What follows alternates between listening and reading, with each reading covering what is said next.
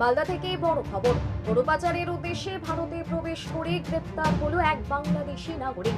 রবিবার ধৃতকে মালদা জেলা আদালতে পেশ করা হয়েছে। বিস্তারিত জানাচ্ছেন আমাদের প্রতিনিধি আহমেদ বাপি। ঘটনাটি ঘটেছে মালদার হবিপুর থানা এলাকায়। ধৃত ব্যক্তির নাম রুবেল, বয়স 36 বছর। তার বাড়ি বাংলাদেশের চাপাই নবাবগঞ্জ জেলার অকৈলপুর এলাকায়। পুলিশ সূত্রে জানা গিয়েছে, রুবেল কয়েকজন সঙ্গীকে নিয়ে গরু পাচারের ছক কষেছিল। স্থানীয় বাসিন্দারা বিষয়টি বুঝতে পেরে হবিপুর থানায় খবর দেন। খবর পেয়ে ঘটনাস্থলে পৌঁছে পুলিশ ধাওয়া করে এক তরুণকে আটক করে। তবে অভিযুক্তের অন্যান্য সঙ্গীরা পালিয়ে যেতে সক্ষম হয়।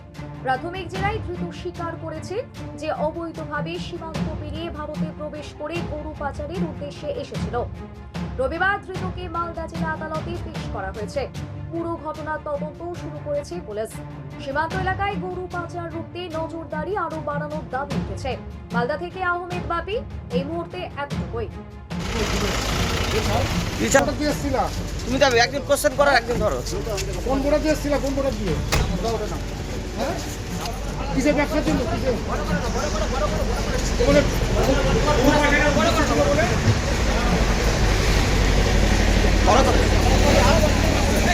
আস্তে আস্তে আস্তে আস্তে স্টিল ছবিটা হবে।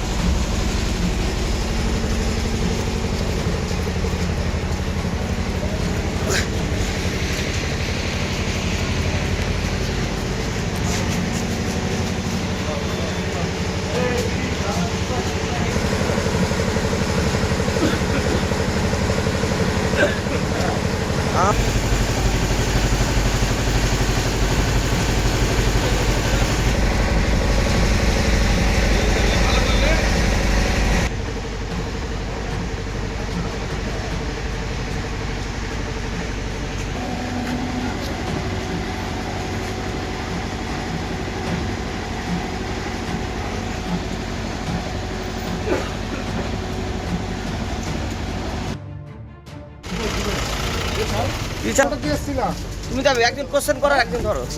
কোন বোর্ডে দিয়েছিল? কোন বোর্ডে দিয়ে? হ্যাঁ, কিসের ব্যবসার জন্য?